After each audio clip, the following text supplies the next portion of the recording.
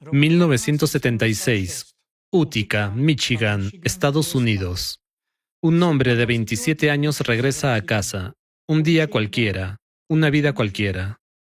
En algún momento varios hombres se acercan a él, lo derriban al suelo. Él intenta liberarse, le retuercen los brazos detrás de la espalda, le presionan la cara contra el suelo.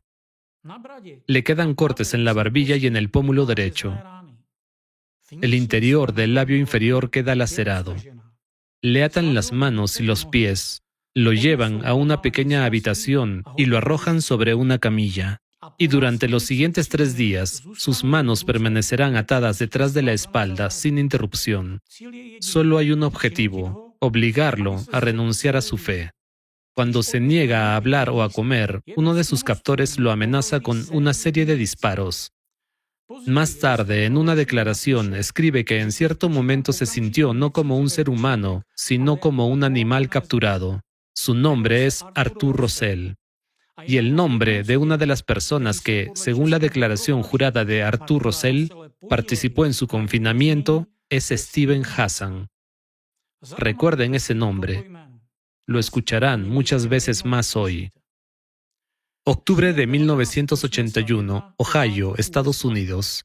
2 mujeres de 20 años caminan hacia casa. 2 hombres las detienen como si quisieran preguntarles una dirección. Un segundo después, a una de ellas le rocían gas en la cara y a la otra la arrastran hacia una furgoneta. Dentro de la furgoneta está su padre.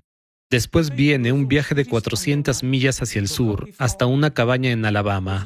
Más tarde, la joven relataría que durante los siguientes 7 días fue sometida a violencia física y sexual. Por la violación y los abusos contra su hija, sus padres pagaron $8,000.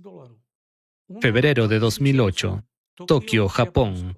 Un apartamento en un barrio residencial común de Suginami. Un hombre de unos 40 años sale del apartamento, demacrado y sufriendo un intenso dolor muscular. Apenas puede caminar. Pesa menos de 40 kilos. No recuerda la fecha exacta, solo el año en que todo comenzó. Ha estado cautivo durante 12 años y 5 meses. Su nombre es Toru Goto. La razón por la que estuvo encerrado durante 12 años y medio fue su pertenencia a la Iglesia de la Unificación. Más tarde, un tribunal japonés declararía ilegales las acciones de sus captores y les ordenaría pagar 22 millones de yenes en concepto de indemnización, pero ese dinero no puede devolverle los 12 años y medio de vida que les fueron arrebatados. 29 de diciembre de 2017. Hwasum, provincia de Yonnan, República de Corea. Una mujer de 27 años, Ji In-gu, sube a un coche con sus padres. Le dicen que van de vacaciones familiares. En lugar de eso, la llevan a un complejo recreativo apartado, la atan y la amordazan. Poco después morirá. La autopsia establecerá una alta probabilidad de paro cardiopulmonar causado por hipoxia, es decir, privación de oxígeno. Sus padres serán considerados penalmente responsables de su muerte. El 28 de enero de 2018, más de 120,000 personas saldrían a las calles de Seúl y de otras grandes ciudades de Corea del Sur. Tienen una sola exigencia: garantizar que lo ocurrido a Ji In-gu no vuelva a sucederle nunca a nadie. Historias diferentes, países diferentes, Estados Unidos, Japón, Corea del Sur. Décadas diferentes y víctimas diferentes. A primera vista, parecen no tener nada en común. Sin embargo, en algún momento de sus vidas, cada una de estas personas fue secuestrada, retenida contra su voluntad y sometida a abusos físicos, psicológicos y, en varios casos, sexuales. La pregunta central: ¿qué tienen en común el confinamiento forzoso de un hombre en Michigan en 1976, los abusos sexuales contra una joven en Ohio en 1980, 12 años de cautiverio en Tokio y la muerte de una joven en Corea del Sur en 2017? ¿Qué los une, además de la propia violencia? La respuesta es que estas historias no son crímenes aislados ni coincidencias aleatorias. Son manifestaciones documentadas de una misma práctica transnacional que tiene su propio nombre, una ideología bien definida, un círculo de ideólogos y desarrolladores, una red de perpetradores y una infraestructura internacional de gran alcance.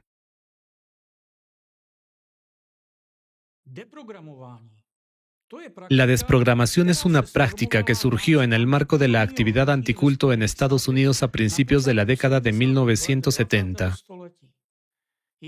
En esencia, consistía en coaccionar a individuos mediante secuestro, aislamiento, presión física y psicológica, privación del sueño, inanición, amenazas y, en varios casos documentados, violencia sexual, para que renunciaran a sus creencias religiosas, ideológicas o políticas, que previamente habían sido etiquetadas como destructivas.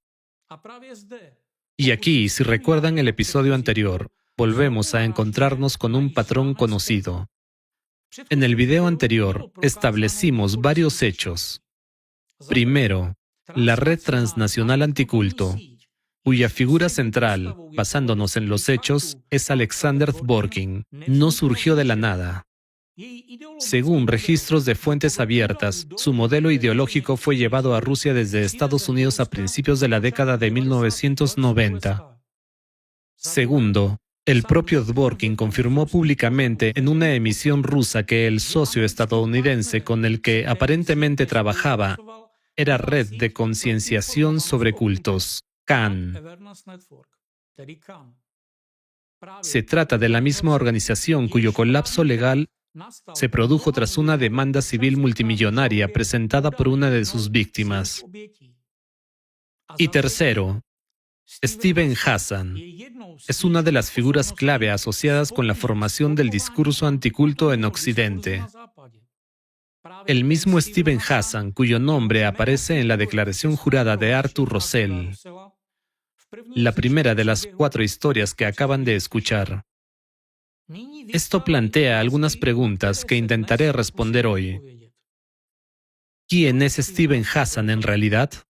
No la imagen pública de respetado experto en influencia indebida, que él mismo construye en canales de televisión, podcasts, conferencias y en sus libros, sino el hombre cuyo nombre aparece en documentos judiciales y en testimonios de víctimas de desprogramación forzosa.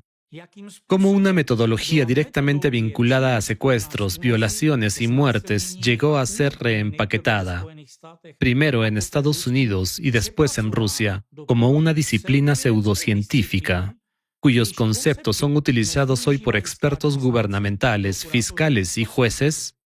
Y lo más importante, ¿cómo pudo el principal ideólogo y más tarde arquitecto de este sistema, un sistema cuyas primeras manifestaciones acabamos de examinar en esas 4 historias, resultar ser un hombre cuyo propio perfil psicológico, reconstruido por el ex agente del FBI James Ressler en su libro, coincide con el de un delincuente en serie?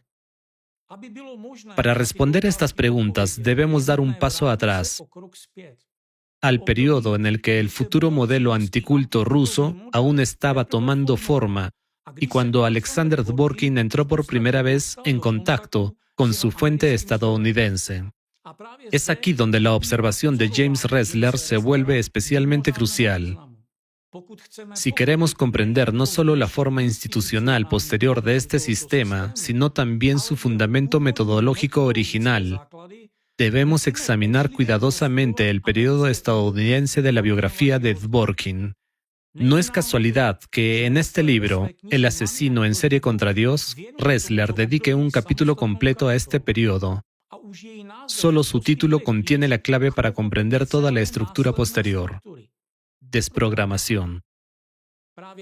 Este mismo capítulo contiene la clave para comprender la estructura de la moderna red transnacional anticulto liderada por Alexander Dworkin. Ressler describe así su proceso de investigación. Al intentar comprender el modelo exacto que Dworkin llevó consigo a Rusia desde Estados Unidos en 1992, encontró una entrevista con el propio Dworkin en el programa de televisión ruso Bremeshko, fechada el 16 de abril de 1996. En pantalla aparecía un rótulo que decía «Empleado del patriarcado, doctor en teología Alexander Dworkin», y él hablaba con seguridad a la cámara. Soy ciudadano estadounidense, tengo pasaporte estadounidense y toda mi educación es estadounidense. ¿Con qué organización coopera principalmente? Se abrevia como CAN.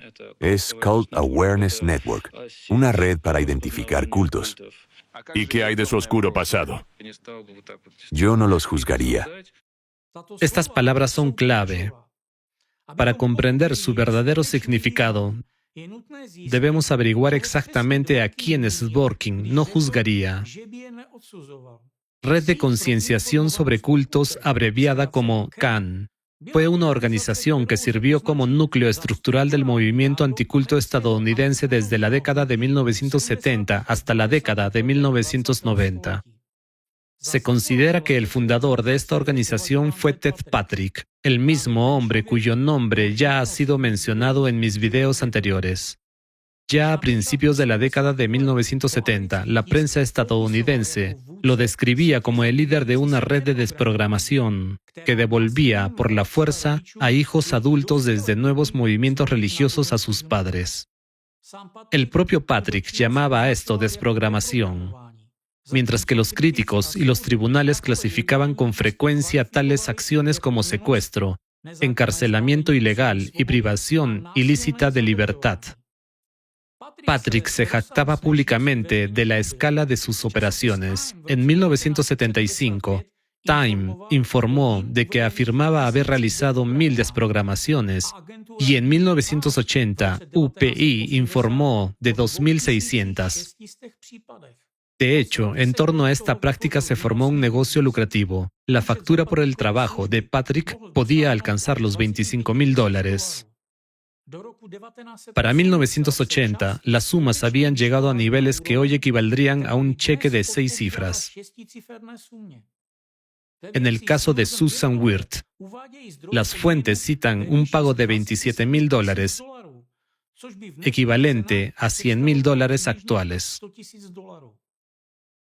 Los tribunales estadounidenses dictaron reiteradamente condenas penales contra Patrick por secuestro, privación ilegal de libertad, lesiones corporales y agresión.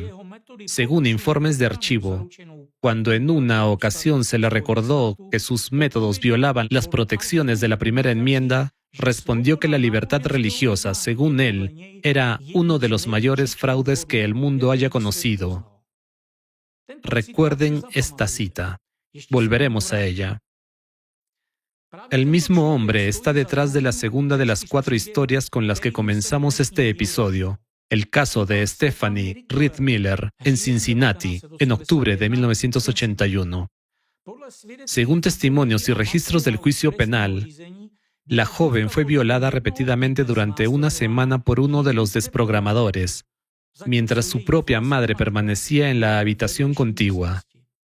Ted Patrick organizó esta operación. Según el testimonio de John Sweeney, exdirector ejecutivo de la organización anticulto CFF, muchos desprogramadores mantenían relaciones sexuales con sus víctimas y consumían drogas durante las desprogramaciones. Esta es la práctica, este es el entorno. Y estas son las personas sobre las que Dworkin dijo en directo en la televisión rusa en 1996, yo no los juzgaría.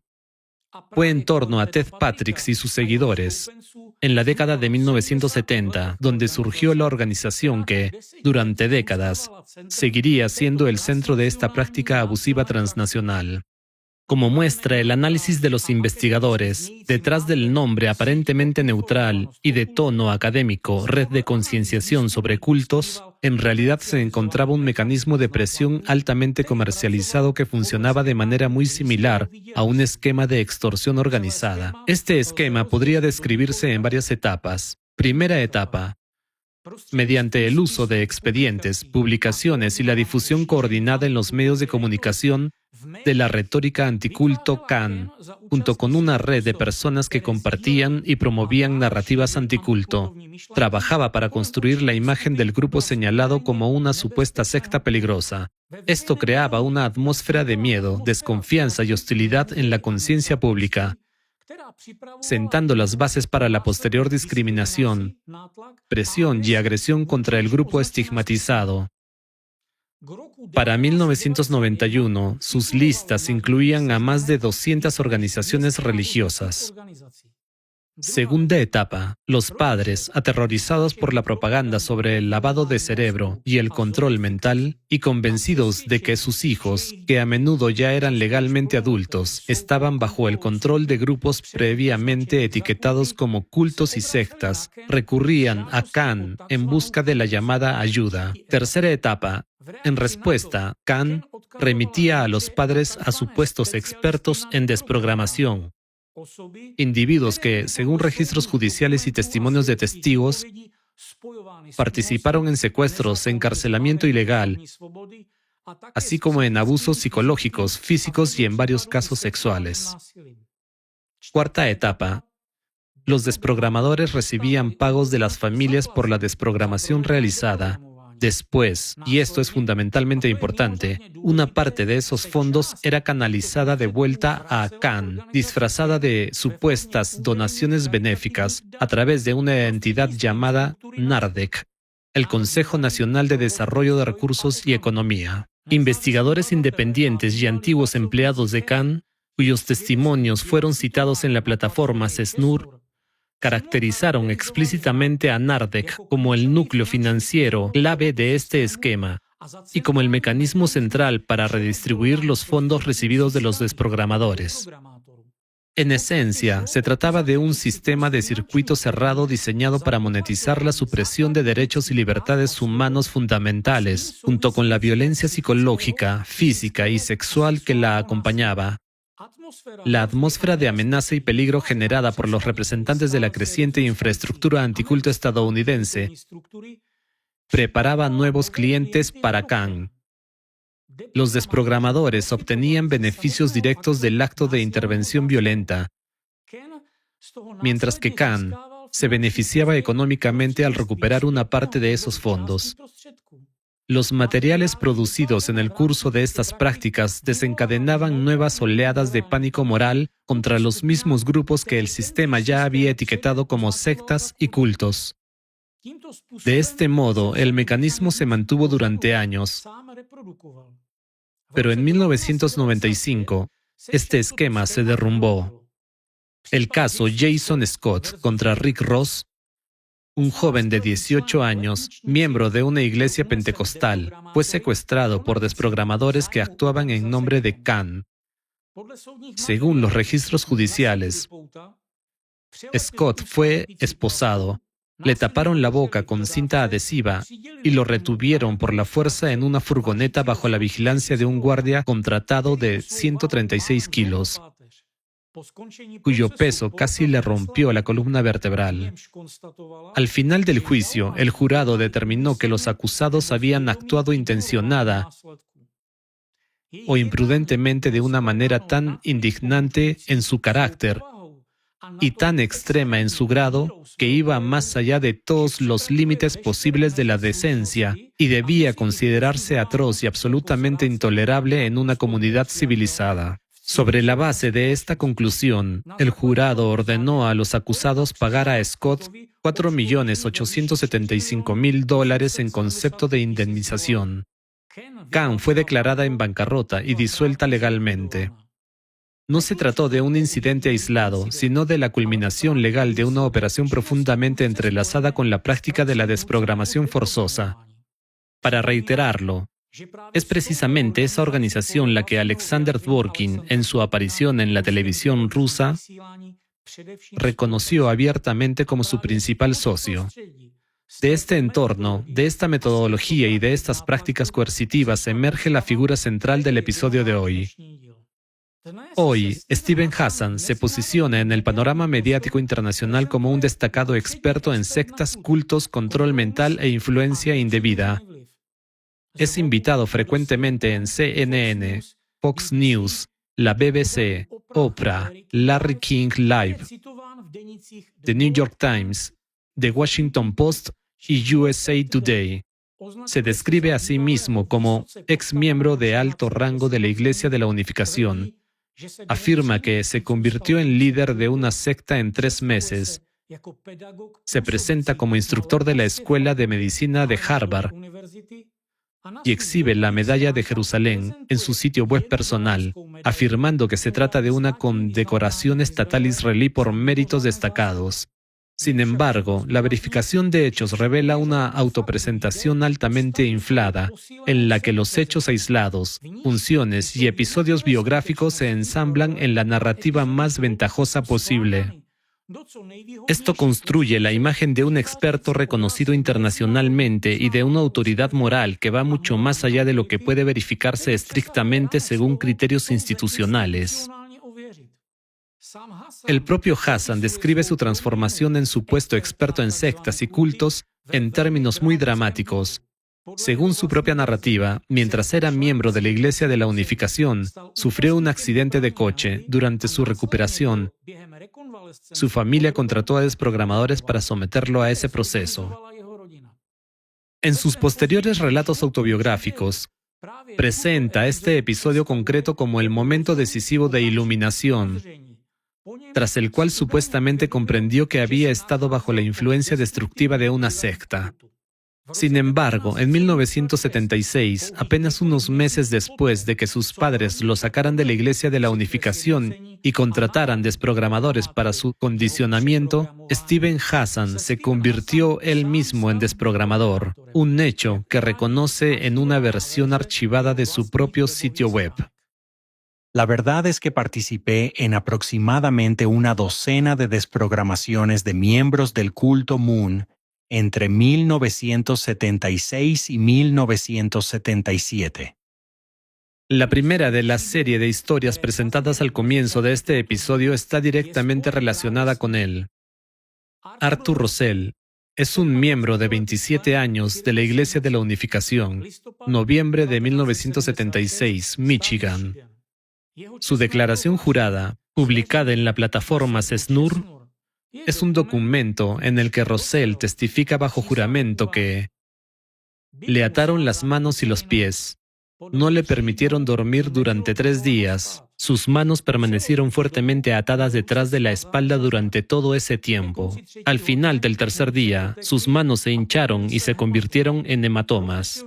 Los desprogramadores profesionales Steven Hassan y Ellen Lloyd comenzaron entonces a trabajar por turnos para desprogramarme por la fuerza y apartarme de mis creencias religiosas elegidas. Ante su negativa a comer o comunicarse, Steven Hassan amenazó con inyectarme una serie de sustancias. También es digno de mención que, según una versión archivada del sitio web oficial de Hassan, él mismo declara: reconozco que estuve involucrado en el intento de desprogramación de Rosell en 1976. Rosell logró escapar al final de la 2ª semana.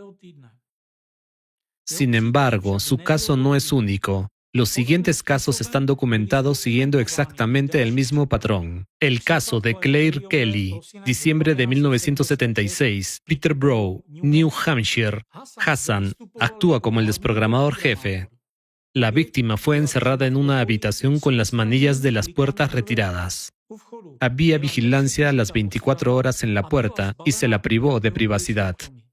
El caso de Lawrence Salah, la revista Freedom, así como el medio Stand, informan de que 3 hombres irrumpieron por la fuerza en una habitación de motel, arrojaron físicamente a la víctima fuera de la cama y amenazaron con romperle una pierna.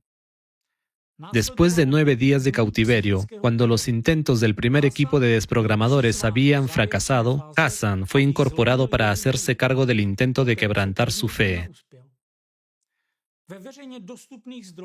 Las fuentes disponibles públicamente también registran información sobre intentos de inducir al perjurio. Arthur Rosell declaró en una declaración jurada fechada el 8 de noviembre de 1991 que Hassan lo presionó para firmar una declaración jurada redactada previamente que refutaría las acusaciones anteriores de Rosell contra Hassan. Según los documentos publicados, envió a Arthur Rosell su libro Combatir el control mental de las sectas, una nota manuscrita suplicando: necesito desesperadamente tu ayuda. Una declaración jurada falsa, preparada para su firma, que contenía la afirmación demostrablemente falsa de que nunca hubo ningún momento en que el señor Hassan me secuestrara, me golpeara, me privara del sueño, me amenazara con inyectarme una serie de sustancias o me tratara de manera cruel o inhumana. Rosell se negó. En una declaración publicada públicamente, expresó su posición sobre este asunto con absoluta claridad. Considero que Stephen Hassan es culpable de inducir al perjurio y de utilizar el correo de Estados Unidos con fines ilegales. Deseo que las autoridades competentes lo procesen penalmente por estos actos delictivos. Todos estos episodios son importantes no solo como una recopilación de acusaciones privadas o historias escandalosas aisladas. En conjunto, demuestran algo mucho más significativo. A principios de la década de 1990, el nombre de Stephen Hassan en fuentes abiertas ya estaba vinculado no a una abstracta ayuda a personas supuestamente atrapadas en sectas, sino a la práctica concreta de la desprogramación forzosa, que implicaba confinamiento forzoso, presión psicológica, amenazas, abusos físicos y sexuales, tortura, así como posteriores intentos de distanciarse de ese pasado a nivel documental. Por esta razón, los acontecimientos posteriores de mediados de la década de 1990 claramente no fueron solo otra crisis reputacional para Hassan, sino un momento en el que todo el modelo exigía una reevaluación pública urgente. Tras el colapso legal de Khan en 1996, el uso público del término desprogramación se volvió tóxico. En Estados Unidos, el concepto quedó firmemente asociado con secuestros, violaciones y demandas multimillonarias. La propia palabra empezó a volverse en contra de quienes seguían participando en esta práctica. Según el análisis de datos disponibles públicamente, es precisamente en este punto cuando Stephen Hassan ejecuta su principal maniobra pública. Hassan optó por utilizar los eufemismos asesoramiento de salida e intervención estratégica para referirse a su conducta abiertamente abusiva, y buscó credenciales académicas para encubrir su sórdido pasado, informó la revista Freedom. La práctica de la desprogramación forzosa recibe un nuevo nombre, más suave: asesoramiento de salida, lo que implica una ayuda para abandonar grupos previamente estigmatizados como presuntos cultos destructivos. El confinamiento forzoso se convierte en una intervención familiar. El desmantelamiento sistemático de la identidad religiosa se convierte en ayuda para recuperar la libertad de pensamiento. Este es precisamente el paso que, según el análisis, transformó a Hassan de desprogramador en experto respetable. El nombre ha cambiado, pero ¿qué hay de la esencia? Como señalan Cult News y varias otras publicaciones, el propio Hassan afirma en su libro Combatir el control mental de las sectas. La intervención forzosa puede mantenerse como último recurso si todos los demás intentos fracasan. En otras palabras, esta frase de su propio libro puede interpretarse de la siguiente manera: formalmente, no renuncia a los métodos violentos, sino que simplemente los relega a la categoría de últimos recursos. Según el análisis de datos públicos, el principal producto intelectual de marca del nuevo Hassan, posterior a la desprogramación, se convierte en el modelo BYTE, cuyas siglas corresponden a control de la conducta, la información, el pensamiento y las emociones. La organización Freedom of Mind, fundada por Hassan, lo presenta como un sistema para identificar el control mental autoritario. El propio Hassan, en su tesis doctoral, enmarca BYTE como un método científicamente fundamentado para evaluar el control explotador y la influencia indebida. Este modelo se presenta como una herramienta científica para identificar cultos destructivos y se utiliza hoy en materiales de formación del FBI, en recursos asociados al Departamento de Justicia de Estados Unidos y en programas federales de lucha contra la trata de personas. Sin embargo, el análisis independiente demuestra lo siguiente. Primero, la tesis de Hassan, en la que se basa formalmente el modelo Byte, se apoya en una muestra obtenida a través de SurveyMonkey, encuestando exclusivamente a personas que ya se consideraban víctimas de cultos. Esto puede interpretarse como un ejemplo clásico de sesgo de confirmación, una deficiencia metodológica en la que el resultado está predeterminado por la composición de la muestra. Un crítico lo comparó con preguntarle a un barbero si la gente necesita más cortes de pelo. Segundo, los criterios Byte son tan amplios que pueden abarcar prácticamente cualquier organización estructurada, una corporación, un partido político, una religión tradicional o una cadena de tiendas minoristas. Hassan ha categorizado públicamente como sectas y cultos a los siguientes grupos: la Iglesia de Jesucristo de los Santos de los Últimos Días, la Iglesia Adventista del Séptimo Día, los partidarios de Donald Trump, los participantes en los disturbios del Capitolio del 6 de enero de 2021, los activistas antivacunas, la cadena de boutiques de Fitness Soul Cycle, la familia real británica en el contexto de la situación de Meghan Markle. Al reseñar el libro de Hassan, El culto de Trump, la revista Publishers Weekly señaló que el concepto de Hassan sobre el control mental de los cultos es tan promiscuo que prácticamente todo lo que los políticos hacen normalmente podría calificarse como tal. Tercero, los conceptos de lavado de cerebro y control mental, sobre los cuales se construye el modelo Byte, han sido rechazados por las principales asociaciones científicas y tribunales de Estados Unidos. En 1987, la Asociación Estadounidense de Psicología se negó a respaldar el informe de su grupo de trabajo DIMPAC sobre control mental, citando la falta de rigor científico y de un enfoque crítico equilibrado. En el caso emblemático Estados Unidos contra Fishman, el Tribunal Federal dictaminó que las teorías de persuasión coercitiva aplicadas a grupos etiquetados como cultos no están suficientemente fundamentadas científicamente para ser admitidas como prueba en los tribunales federales de Estados Unidos. El Tribunal Europeo de Derechos Humanos confirmó en 2010 que no existe una definición generalmente aceptada y científica de lo que constituye el control mental. El episodio más revelador es la resolución en el caso Kendall contra Kendall. La jueza Christina Harm, al examinar una moción para descalificar a Hassan como testigo experto, emitió el siguiente veredicto. Las teorías relativas al lavado de cerebro, por así decirlo, o al control mental o a los cultos, sobre las que los expertos querían testificar, no son generalmente aceptadas dentro de la comunidad científica. Revoco mi calificación del señor Hassan como experto en cultos y control mental.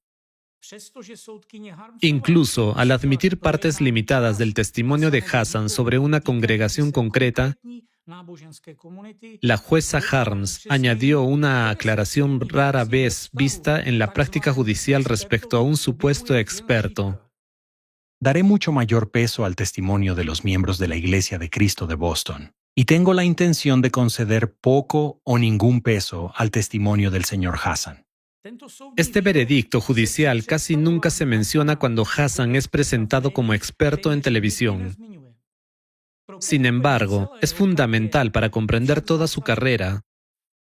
Según los materiales analizados, su autoridad pública no se basa en un modelo firmemente arraigado en la psicología académica o en la práctica judicial, sino más bien en su pasado como participante en el entorno anticulto y en un marco conceptual construido en torno al lavado de cerebro y el control mental. Junto con sus comentarios públicos como experto, Hassan construyó una práctica privada altamente lucrativa. Según la información publicada por Cult News, la tarifa estándar de Hassan era de hasta $500 por hora o $5,000 por día. Tras las críticas públicas, esta se redujo a partir de $250 por hora o $2,500 por día. Cobraba $200 por hora por la preparación del juicio y $1.500 por día por el testimonio experto. En abril de 2012, Hassan recibió una orden de justificación de la Junta de Registro de Profesionales Aliados de Salud Mental de Massachusetts. Un cliente había presentado una queja alegando que Hassan había agotado sus ahorros y que las sesiones de asesoramiento eran traumáticas, agotadoras y debilitantes. Posteriormente, el caso fue remitido a la Fiscalía. Al mismo tiempo, se documentó una violación de la confidencialidad. Hassan había publicado en su sitio web y en redes sociales una carta que contenía los nombres de 2 antiguos clientes. La Junta de Licencias clasificó esto como conducta poco profesional que socava la confianza pública en la integridad de la profesión. La lógica de este sistema se vuelve clara cuando se examina de cerca el mecanismo incorporado en el modelo Byte. Cualquier resistencia por parte del cliente se interpreta como la influencia persistente de la secta, lo que justifica sesiones adicionales de pago. Esto se asemeja mucho a un bucle interminable de monetización del trauma, en el que el cliente cae en una dependencia financiera y psicológica del mismo experto encargado de liberarlo. Ahora se vuelve evidente que ya no estamos tratando simplemente con la historia aislada de un único experto en sectas y cultos público. La figura de Hassan eleva el debate a un plano mucho más amplio, a la cuestión de los riesgos sistémicos que se plantean para las instituciones democráticas. El hecho es que la metodología anticulto no se limita al ámbito religioso. Como demuestra el análisis de los materiales examinados, funciona como un mecanismo universal de estigmatización que puede aplicarse prácticamente a cualquier grupo unido por opiniones, intereses o formas de identidad colectiva compartidas. En el momento en que tales opiniones son declaradas destructivas, sus seguidores etiquetados como lavados de cerebro y sus líderes marcados como gurús de las sectas, se activa una secuencia estandarizada de presión, etiquetado, estigmatización, pánico mediático, validación por expertos y finalmente intervención administrativa y legal. Un ejemplo claro de ello puede verse en el caso de Steven Hassan. En 2019, Steven Hassan publicó el libro El culto de Trump. En él, los millones de ciudadanos estadounidenses que votaron por el presidente en ejercicio de Estados Unidos son presentados no como ciudadanos con opiniones políticas concretas, sino como seguidores de un culto peligroso y destructivo. Consideren la propia admisión de Hassan, realizada durante una entrevista y posteriormente publicada por Frank Report. Como neoyorquino, conocía a Donald Trump como un imbécil, misógino y racista, etc. En 2021, Hassan declaró públicamente en CNN: todo Estados Unidos necesita desprogramación, porque todos hemos sido influenciados negativamente por Donald Trump. Dada la historia documentada de lo que un experto en desprogramación quiere decir exactamente con esa palabra, esta declaración adquiere un tono fundamentalmente distinto. Solo unos años después, Hillary Clinton hizo afirmaciones similares, llamando a la desprogramación formal de los partidarios de MAGA, a quienes se refirió como miembros de un culto. Lo que estamos presenciando es un claro ejemplo de cómo las narrativas anticulto migran mucho más allá de los límites de la polémica religiosa y se integran en el espacio público más amplio. Inicialmente, este vocabulario surge en la periferia, dentro del entorno de los llamados luchadores contra cultos y sectas, donde términos como culto, secta, zombificación, lavado de cerebro y desprogramación se utilizan como instrumentos de estigmatización. Después, este lenguaje es adoptado por personas socialmente activas, figuras públicas, comentaristas y políticos. A partir de ese momento, funciona no solo como una etiqueta deshumanizadora, sino como un mecanismo de legitimación primaria. La sociedad es condicionada para percibir a segmentos enteros de la población no como titulares de creencias y derechos, sino como objetos que supuestamente requieren salvación, corrección o neutralización. A través de esta lógica, la retórica de los activistas anticulto, originalmente marginal en su origen, va obteniendo gradualmente acceso a las grandes plataformas mediáticas y finalmente al ámbito institucional, donde términos como culto, secta y desprogramación dejan de ser simples insultos emocionales y comienzan a funcionar como argumentos cuasi jurídicos.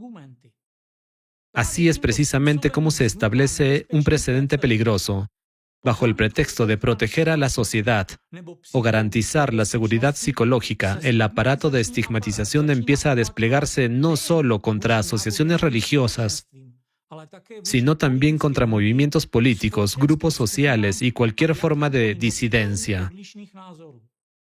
Y observen que, en el contexto que estamos examinando, no se trata simplemente de Donald Trump como figura pública o como individuo. Se trata del presidente en ejercicio de los Estados Unidos de América. Háganse una pregunta lógica.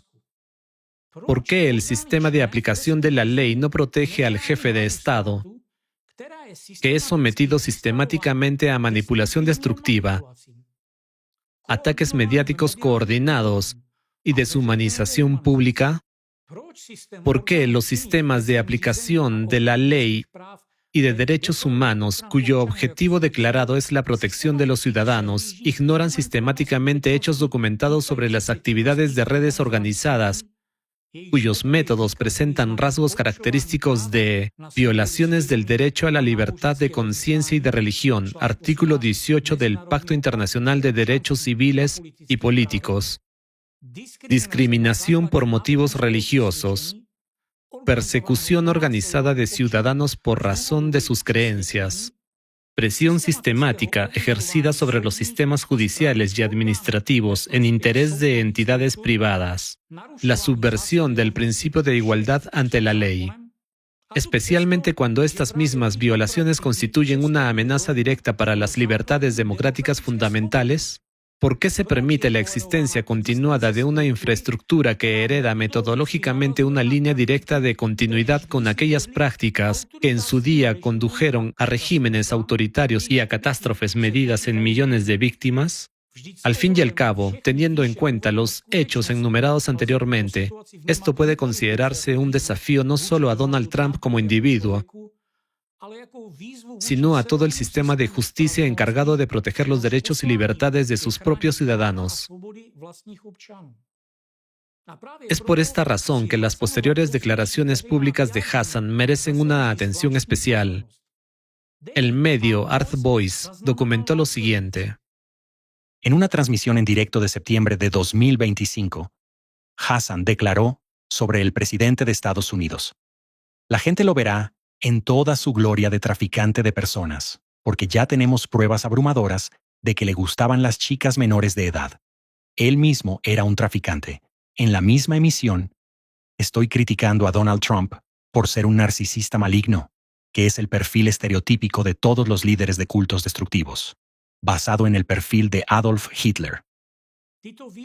Estas declaraciones parecen especialmente paradójicas y generan una disonancia adicional cuando se toma en consideración otra capa significativa de información sobre Steven Hassan. En su sitio web afirma lo siguiente. Steven fue ponente destacado en el Simposio Nacional Amber Alert de 2009 sobre el sistema de alerta por desaparición de menores del Departamento de Justicia de Estados Unidos, donde explicó por qué las víctimas no huyen y cómo los secuestradores de niños convencen a las víctimas para que se queden. En 2013, Hassan participó en la formación de más de 600 profesionales de las fuerzas del orden en el Centro Regional Conjunto de Inteligencia de California sobre la trata de personas. En otras palabras, Steven Hassan se ha posicionado públicamente durante muchos años como un destacado defensor de los niños frente a la explotación sexual y la trata de personas. Sin embargo, al contrastar esta imagen pública con las conexiones documentadas en fuentes abiertas, se revela una contradicción sistémica que va mucho más allá de una mera coincidencia. Según el análisis presentado por James Ressler en el libro El asesino en serie contra Dios, el sitio web Freedom of Mind de Hassan contiene enlaces a los recursos de Anton Hein, Hassan recomienda públicamente a Hine como un recurso útil. Está suscrito a su boletín Religion Blog y lo cita como experto. Hine, a su vez, también promueve a Hassan. ¿Pero quién es Anton Hine? Según informes de Cult News y documentos judiciales del condado de San Bernardino, California, Anton Hine se declaró culpable en 1994 de un delito grave de actos lascivos y libidinosos con una menor, concretamente con su propia sobrina de 13 años. La minuta judicial penal número 3, fechada el 22 de julio de 1994, la declaración de culpabilidad presentada en audiencia pública y la posterior orden de sentencia del 13 de mayo de 1995 son documentos de acceso público. Tras cumplir una parte de su condena, Hine violó las condiciones de su libertad condicional y huyó de Estados Unidos a Ámsterdam. Una orden de arresto sin derecho a fianza, emitida por el sheriff del condado de San Diego para su detención inmediata, sigue activa hasta el día de hoy. Y, sin embargo, durante muchos años, Hine se ha posicionado como experto en cultos, gestionando la plataforma Apologetics Index. Además, y esto merece una atención especial, Apologetics Index de Anton Hine está incluido en la lista de recursos recomendados en el sitio web oficial del Centro de Estudios Religiosos en nombre del hieromártir Ireneo de Lyon, encabezado por Alexander Dworkin. En otras palabras, un medio gestionado por un pedófilo condenado que, según Cult News, se encuentra actualmente prófugo en Ámsterdam, es recomendado simultáneamente como recurso experto sobre el tema de los cultos por el Centro Estadounidense de Hassan y el Centro Ruso de Dworkin. Otra figura destacada dentro del círculo ideológico anticulto de Steven Hassan es Jorge Erdely Graham. Según una investigación de la periodista mexicana San Juana Martínez, detallada en su libro Se venden niños, y una amplia cobertura informativa posterior, Jorge Erdely Graham estableció en el año 2000 una red de aproximadamente 40 orfanatos. Estas instalaciones operaban bajo la apariencia de organizaciones benéficas cristianas en todo México. En 2008, tras la fuga de una adolescente, Brenda Bernal Hernández, del albergue Refugio de Amor y su posterior testimonio, las autoridades de investigación mexicanas iniciaron una pesquisa. La investigación culminó con la clasificación de la red como una infraestructura criminal utilizada para la trata de menores, la explotación sexual, las adopciones ilegales y, según fuentes abiertas, el tráfico de órganos. Al menos 25 menores desaparecieron de los albergues. 7 personas vinculadas a la red fueron arrestadas. Erdely Graham huyó de México y sigue siendo prófugo internacional. Según las autoridades mexicanas, algunos de los niños aún no han sido reunidos con sus familias.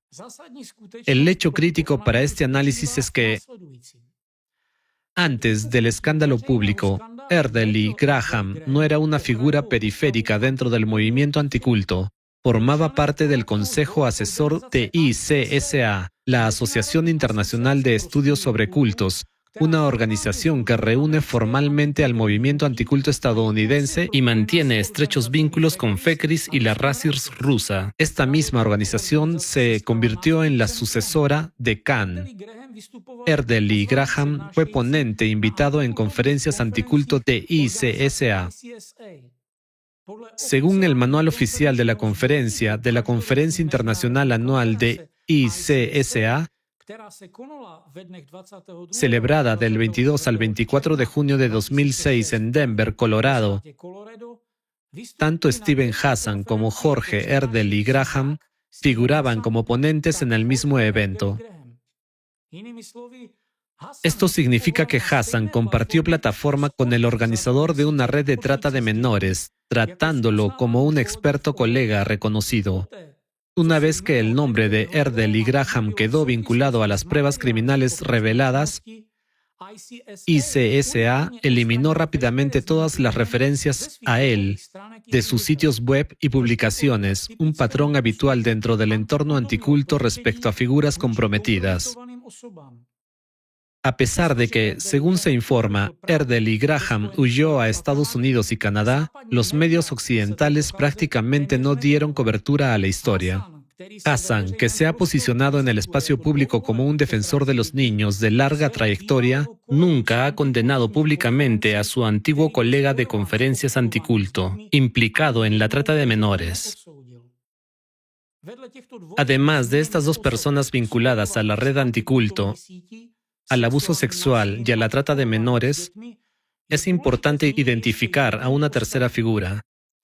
Según testimonios registrados en documentales disponibles públicamente, el activista anticulto checo Jakub Jal aparece en fuentes relacionadas con acusaciones de abuso físico y sexual de menores africanos.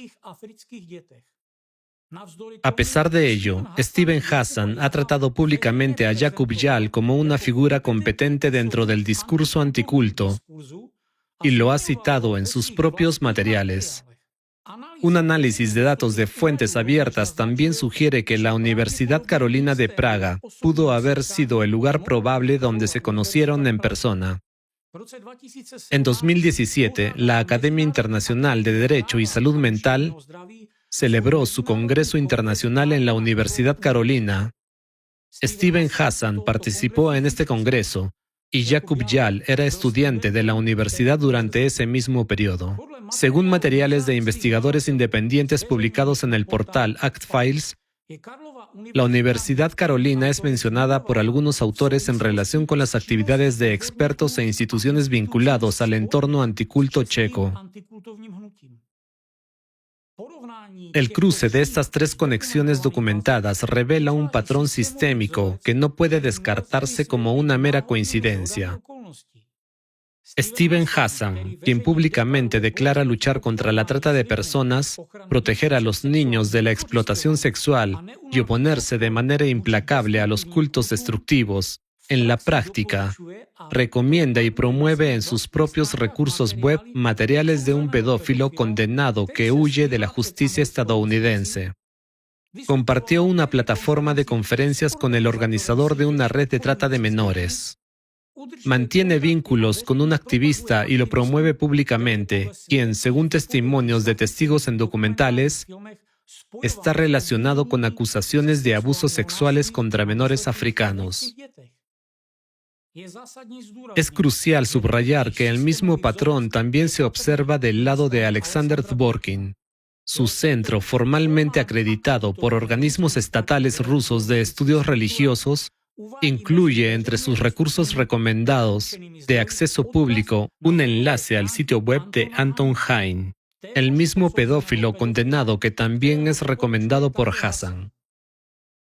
Básicamente, lo que estamos viendo es una hoja de ruta operativa de conexiones, documentada en los registros públicos de dos figuras centrales de la red transnacional anticulto, la estadounidense y la rusa.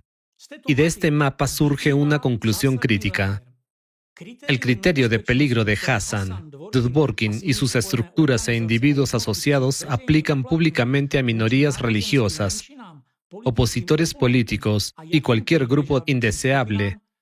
No se aplica a sus propios aliados, incluso cuando estos aliados han sido condenados por abuso sexual de menores o aparecen en casos relacionados con la trata de menores o la violencia contra niños.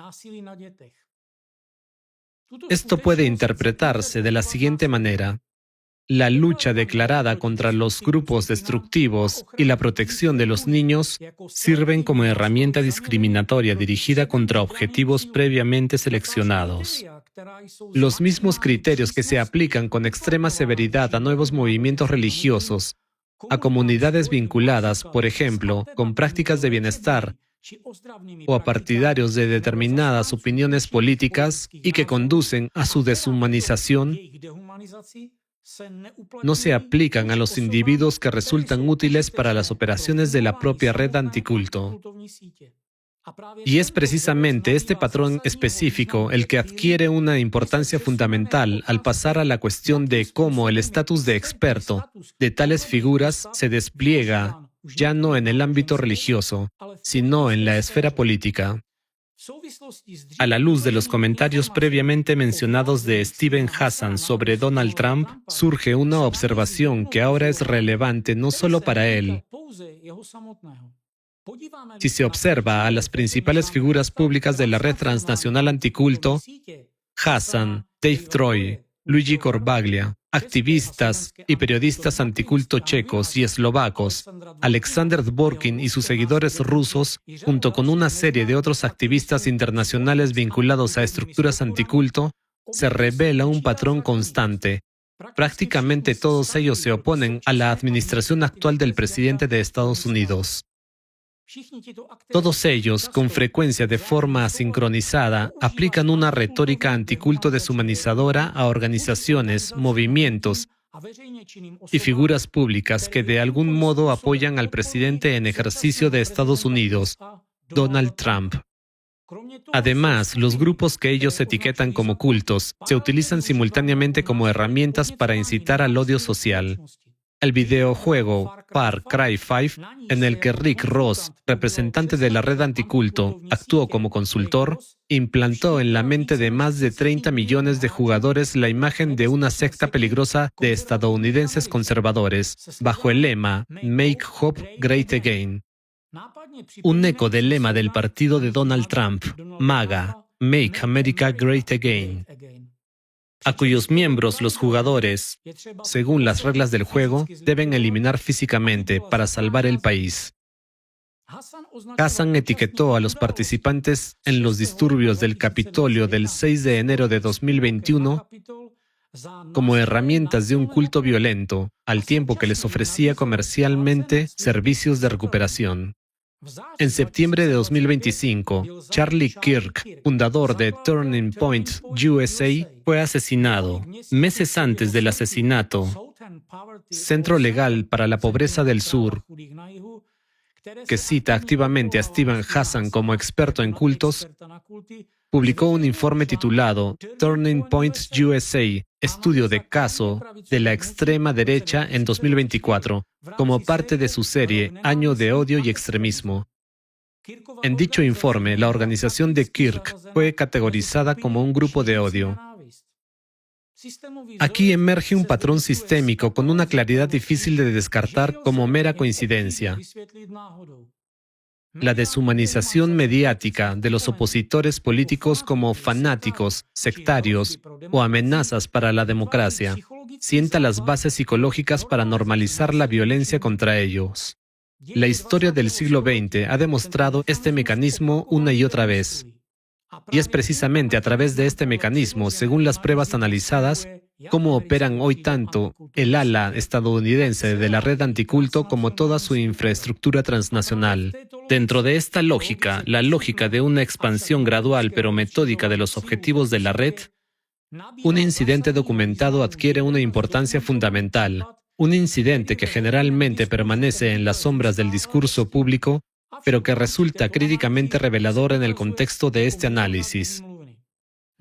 Demuestra claramente cómo la práctica de la desprogramación forzosa, presentada públicamente por sus defensores como un medio para liberar a las personas de la influencia de cultos peligrosos y destructivos, ya a principios de la década de 1980 salió del ámbito religioso y se convirtió en una herramienta de coerción dirigida contra individuos con determinadas opiniones políticas.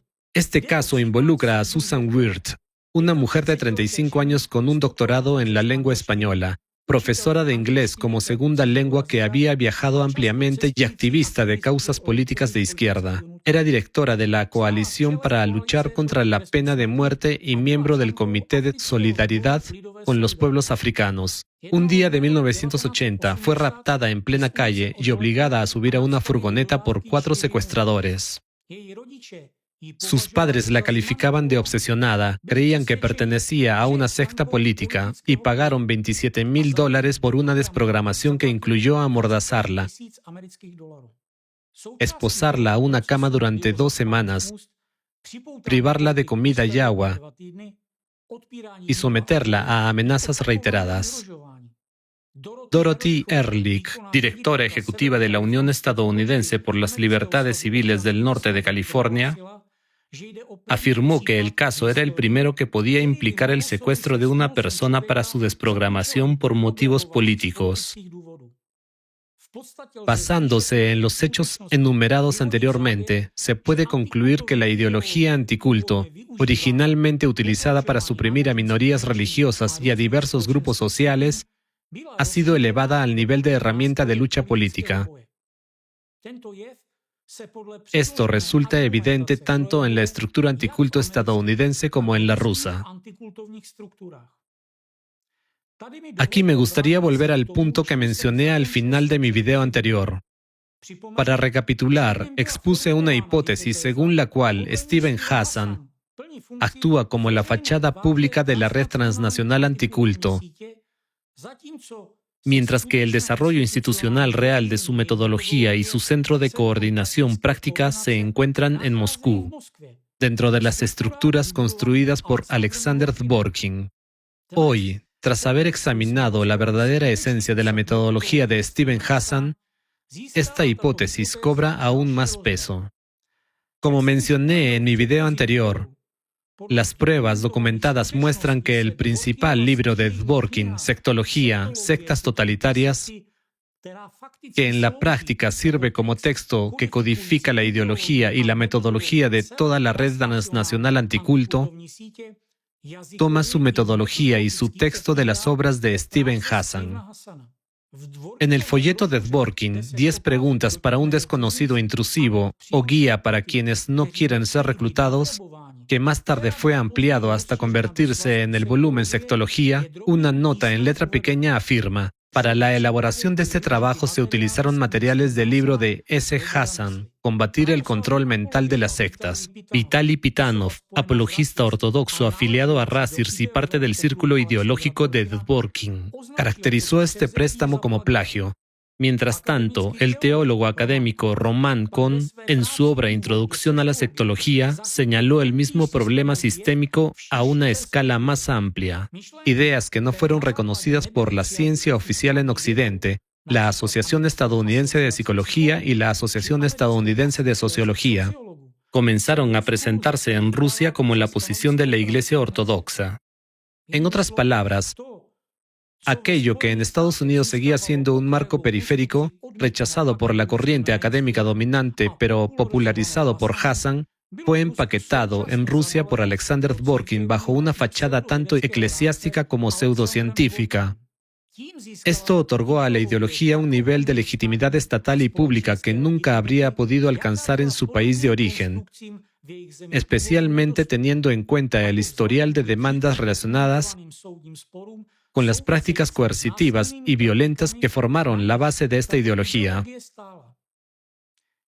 Es importante señalar que Hassan y Dworkin no son dos figuras independientes, sino elementos funcionales de un mismo sistema, y esto queda demostrado por casos documentados en los que sus caminos se cruzaron directamente. Hecho 1. En octubre de 2012, en la conferencia titulada Cultos apocalípticos, utopías fallidas y consecuencias para los seguidores, celebrada en Francia, Hassan y Dworkin aparecieron en la misma lista de ponentes en el sitio web oficial de FECRIS, la organización europea anticulto en la que el propio Dworkin ejercía como vicepresidente. Hecho 2. En junio de 2015 se celebró en Toronto la conferencia internacional Getting Clear. Alexander Dworkin intervino en este evento. Su ponencia fue grabada en video y sigue estando disponible públicamente. Steven Hassan también intervino en la misma conferencia y su ponencia también está en video. Además, en una versión archivada del propio sitio web de Hassan, en los materiales dedicados a esta conferencia, Hassan incluye explícitamente a Alexander Dworkin en la lista de ponentes de Toronto. Hecho 3. Existe toda una red de intersecciones a través de aliados anticulto comunes. El anticultista checo Zdeněk Wojtyšek, de la Universidad Carolina de Praga. La experta británica y amiga personal cercana de Hassan, Alexandra Stein. Johannes Ogor, John Attack, Gary Armstrong, Friedrich Wilhelm Hack y muchos otros. No se trata de uno o dos encuentros aleatorios, es una red coherente de conexiones ideológicas, institucionales, conferenciales y personales que se extiende a lo largo de décadas. A la luz de todo esto, los préstamos textuales, los detalles biográficos, los puntos de intersección directa, la hipótesis de que Dworkin adoptó y desarrolló una ideología que asimiló mientras vivía en Estados Unidos adquiere una verdadera solidez analítica. Según los archivos recopilados por Friedman, Ressler y periodistas independientes del portal ActFiles, la biografía de Alexander Dworkin a principios de la década de 1990 incluía una combinación de episodios criminales, psiquiátricos y de abuso de sustancias, circunstancias que hacían prácticamente imposible su legitimación pública como experto. Necesitaba una conversión social e ideológica completa. En otras palabras, una imagen completamente nueva que pudiera presentar al público al regresar a Rusia. Y no llevó a cabo esta conversión de manera aleatoria. Fue una transición calculada y estratégicamente estructurada hacia un nuevo papel social e ideológico. No se trataba simplemente de bautizarse en la Iglesia Ortodoxa y entrar en círculos religiosos. Según el análisis de James Ressler, pese a conservar un conflicto interno con el propio concepto de Dios como autoridad suprema y transpersonal, Dworkin se labró un nicho ideológico específico. En este nicho, la metodología anticulto de Steven Hassan, importada de Estados Unidos, podía presentarse no como una importación extranjera, sino como una extensión natural de una práctica occidental ya establecida y reconocida internacionalmente. Al mismo tiempo, detrás de esta imagen pública se ocultaban conexiones y líneas de sucesión que, según varias fuentes analizadas, conducían a círculos vinculados a los herederos directos de los regímenes autoritarios del siglo XX. Y desempeñaron un papel en el posterior perfeccionamiento y radicalización de esta ideología. Sin embargo, este aspecto requiere un análisis separado y más detallado. Mientras Steven Hassan habla en conferencias estadounidenses, aparece en CNN y Fox News, publica libros y atrae la atención de investigadores del movimiento anticulto y defensores de derechos humanos de todo el mundo, el verdadero perfeccionamiento institucional de esta metodología destructiva tiene lugar en Moscú. Hassan sigue siendo simplemente la marca pública de esta red. Dworkin, por el contrario, la transforma en un mecanismo de presión sistémica, destruye vidas, altera la paz interreligiosa y eleva este modelo anticulto destructivo al nivel de política estatal. Antes de exportar la metodología desde Rusia a otros países, incluidos estados democráticos de Europa. Y ahora, el punto más crucial. La razón por la que el video de hoy tiene una importancia que va mucho más allá de exponer a una sola figura o un fenómeno destructivo dentro de un único país. La red transnacional anticulto, tal como se reconstruye a partir de la totalidad de los datos analizados, nunca ha sido una herramienta para proteger a la sociedad. Nunca ha sido una disciplina académica ni una iniciativa de derechos humanos, pese al posicionamiento público de sus representantes. Su función real, documentada a lo largo de décadas y revelada mediante un análisis comparativo de fuentes abiertas, es la apropiación sistemática del poder institucional mediante el uso del miedo a sectas y cultos como arma. Entonces, ¿cuál es el patrón subyacente aquí? Primero, los activistas anticulto buscan persistentemente integrarse en las estructuras gubernamentales. Dworkin lo hace a través del Consejo de Expertos, adscrito al Ministerio de Justicia de la Federación Rusa, asegurándose, de hecho, uno de los papeles clave en la evaluación religiosa estatal. Hassan lo consigue incorporando su metodología pseudocientífica en materiales asociados con el FBI, recursos vinculados al Departamento de Justicia y al Departamento de Estado de Estados Unidos, así como en programas de lucha contra la trata de personas. Luigi Corbaglia, en Italia, demuestra una forma similar, aunque más legislativa, de esta misma estrategia. mediante conexiones con organizaciones anticulto, intervenciones públicas y llamados de diputados que reproducen su retórica. La agenda anticulto se traduce al lenguaje de los proyectos de ley, las iniciativas de justicia penal y las demandas dirigidas al Ministerio de Justicia. Esto implica intentos de codificar normas jurídicas específicas contra grupos que las estructuras anticulto han etiquetado previamente como sectas o cultos destructivos. Segundo, como demuestra el análisis de hechos documentados en fuentes abiertas e informes de derechos humanos, esta integración no se utiliza para proteger a la sociedad. En cambio, se utiliza para impulsar legislación que restringe los derechos y libertades de las personas. En Rusia, esto adopta la forma del endurecimiento continuo de las leyes antiextremistas, que en la práctica se aplican principalmente contra minorías religiosas, los testigos de Jehová, cuya prohibición en 2017 afectó a unos 170,000 creyentes, la Iglesia de la Cienciología, varias comunidades protestantes, organizaciones islámicas y otras.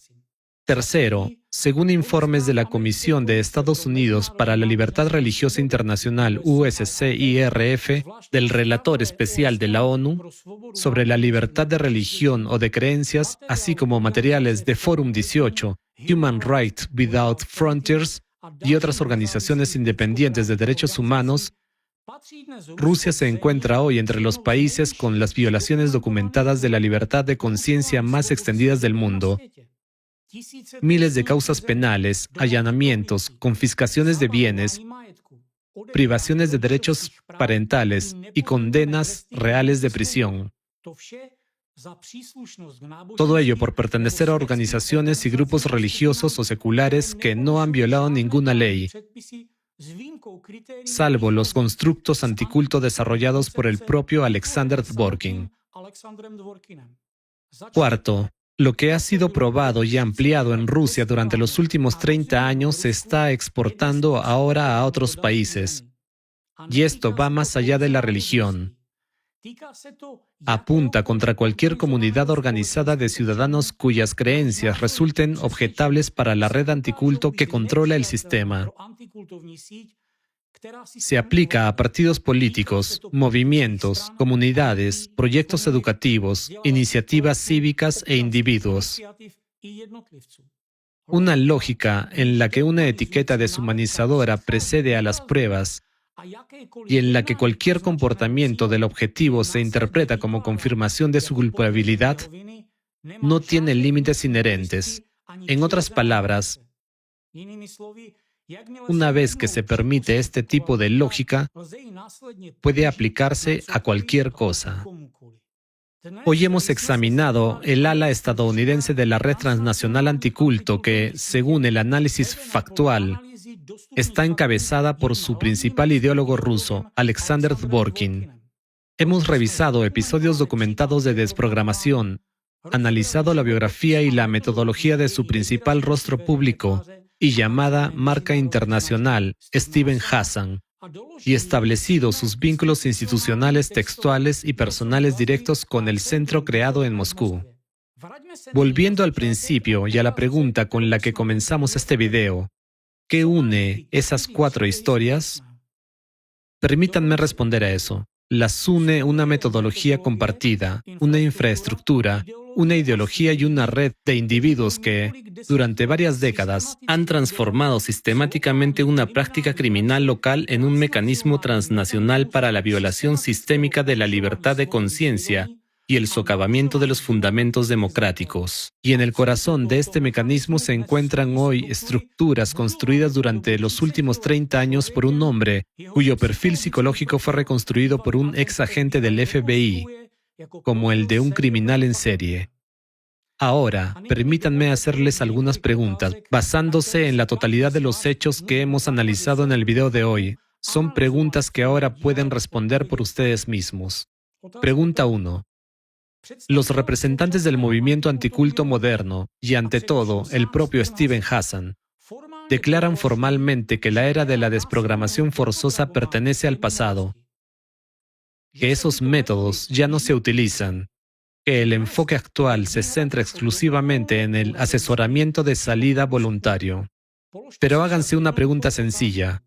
¿Qué persona normal, con una mente sana, empatía y una brújula ética básica, es capaz de participar en secuestros, atar a personas, retenerlas, privarlas del sueño, amenazarlas con inyecciones, humillarlas, insultarlas y, en casos documentados, violarlas o presenciar una violación y encubrirla?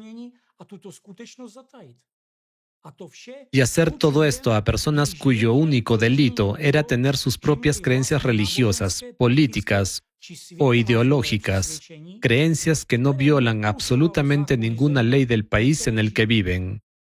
La respuesta a esta pregunta no es retórica. Tiene un peso psicológico y forense específico. En la criminalística y la psicología forense existe un patrón bien establecido: la participación sistemática en prácticas que requieren la supresión total de la empatía hacia una víctima indefensa puede interpretarse como un marcador diagnóstico de determinados trastornos de la personalidad. En concreto, aquellos que implican un déficit de empatía, el trato de las personas como herramientas y una necesidad de control como fuente de autoestima. En este contexto, la cuestión de si la participación en la desprogramación forzosa es un capítulo cerrado pierde todo sentido, porque el hecho mismo de participar en ella, aunque sea una sola vez, incluso como testigo o consultor, incluso si después se afirma que no se causó daño físico directo a nadie, ya apunta a un estado psicológico y ético específico del sujeto, uno que no queda en el pasado, como un cambio de retórica pública. En otras palabras, hablando en el lenguaje de la psicología forense, las estructuras de personalidad que hicieron posible la participación en tales prácticas no desaparecen simplemente porque el sujeto haya cambiado su tarjeta de presentación. Siguen dictando su comportamiento, simplemente cambian sus formas externas. En el video anterior, basándonos en la reconstrucción realizada por el ex agente del FBI, James Ressler, detallada en el libro El asesino en serie contra Dios, presentamos el perfil psicológico de Alexander Dworkin exactamente tal como Ressler lo expone en su análisis. Este perfil, según la interpretación de Ressler, corresponde al de un criminal en serie con signos de narcisismo grandioso, rasgos psicopáticos y una forma de violencia depredadora e instrumental. Incluye un historial documentado de hospitalizaciones psiquiátricas, antecedentes de abuso de múltiples sustancias durante la época hippie y episodios que, según las fuentes citadas por Friedman y Ressler, implicaron actos de violencia contra menores en su juventud y actividad criminal en instituciones médicas soviéticas. Y ahora, háganse una última pregunta. ¿Qué ocurre con los derechos humanos básicos y fundamentales?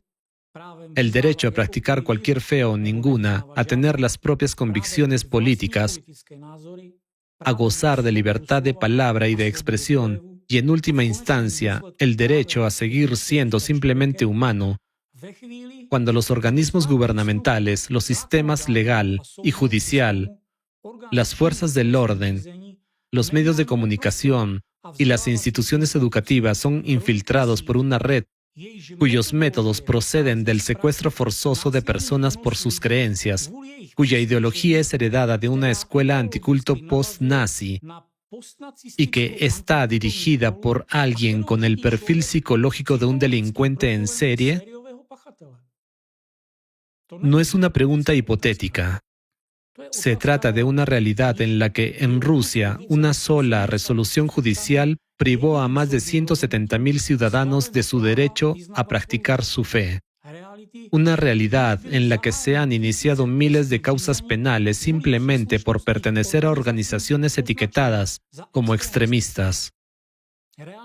Y este mismo modelo se está exportando ahora a Estados Unidos, a países de la Unión Europea a través de FECRIS y a Asia Central y Oriental. Y la respuesta a esta pregunta ya ha quedado documentada en informes de derechos humanos sobre la libertad de religión o de creencias. Consiste en lo siguiente. En el momento en que una red como esta alcanza una masa crítica de influencia, los derechos humanos básicos dejan de existir como realidad jurídica. Claro, pueden seguir escritos en constituciones, convenciones y declaraciones, pero en la práctica han sido abolidos. Y esto no es una amenaza lejana. Está ocurriendo ahora mismo a cientos de miles de personas. Hoy hemos analizado el ala estadounidense de la red anticulto, su fachada pública, su figura principal y su maquinaria metodológica y financiera. Pero el panorama completo, el que explica por qué esta metodología exacta ha sido tan eficaz, por qué se adapta con tanto éxito a distintos regímenes políticos y por qué funcionó igual de bien en el Tercer Reich, en la Rusia postsoviética y ahora en las democracias modernas, solo se vuelve claro cuando profundizamos en sus raíces históricas. Aquí es donde tengo que hacer una pausa, porque lo que sale a la luz al analizar la historia de esta metodología merece mucho más que unos minutos al final del video de hoy. Merece un análisis propio, específico y basado en hechos. Por ahora, permítanme dejarles unas preguntas que exploraremos juntos en el próximo video. ¿Sabían que el prototipo de la organización que recopilaba sistemáticamente listas de sectas peligrosas no fue creado en Estados Unidos durante la década de 1970, ni en Rusia durante la década de 1990, sino ya en 1921 en Alemania? ¿Sabían que en 1933 estas listas encontraron un nuevo cliente sumamente interesado? Una agencia concreta cuyo nombre la mayoría de la gente hoy prefiere no pronunciar en voz alta. ¿Sabían que el hombre que lideró el resurgimiento de esta misma metodología en Europa después de la guerra, 3 décadas después de los juicios de Nuremberg, fue, según los hechos disponibles, el sucesor del principal ideólogo anticulto nazi? Y que fue a través de él cómo esta línea directa llegó finalmente a la persona que se la transmitió a Alexander Dworkin. Y esta es la pregunta más incómoda. ¿Sabían que en los archivos académicos de la Universidad de California, este presunto discípulo del ideólogo nazi y Steven Hassan, de quien hemos hablado hoy, figuran bajo la misma categoría exacta de archivos vinculados al antiguo Centro Estadounidense de Coordinación Anticulto, CAN? No son preguntas retóricas, son hechos probados y documentados que analizaremos en detalle en nuestro próximo episodio. Examinaremos archivos, estudios históricos, comparaciones estructurales de estos métodos y trazaremos una línea clara de mentoría directa y continuidad práctica que abarca 7 décadas. Haremos un análisis completo en el próximo episodio. La historia de cómo una metodología que literalmente surgió de la colaboración con la Gestapo llegó, a través de 7 décadas, hasta los tribunales rusos modernos, los filtros antisectas europeos y los programas federales estadounidenses. Una historia que el discurso anticulto actual prefiere ignorar. Una historia que debemos comprender, porque esta es nuestra única defensa real contra su repetición. Pero antes de despedirme, me gustaría hacerles una pregunta más, aparentemente sencilla. Teniendo en cuenta todo lo que han escuchado hoy en este video y considerando el enorme volumen de hechos, pruebas de crímenes, documentos de archivo y consecuencias documentadas, ¿por qué creen que este tema no ha provocado un debate público, experto o institucional más amplio, acorde con la gravedad de estos hallazgos? ¿Qué consecuencias podrían tener estos hechos para las instituciones democráticas y las libertades civiles en los países democráticos? Hasta entonces.